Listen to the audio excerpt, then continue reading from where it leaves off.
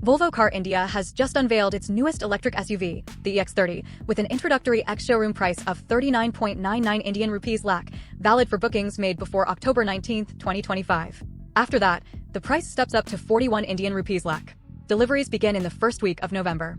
The EX30 promises up to 480 kilometers claimed range, WLTP, putting it in the upper tier among premium EVs in India.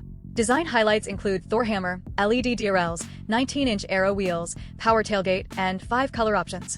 Inside, Volvo backs it up with a 12.3-inch infotainment screen, premium sound system from Harman Kardon, wireless charger, glass roof, 360-degree camera, and strong safety features.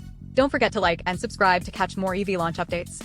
It uses a rear-wheel drive configuration with a single motor delivering around 272 PS and 343 Nm torque, achieving 0 to 100 km per hour in 5.3 seconds.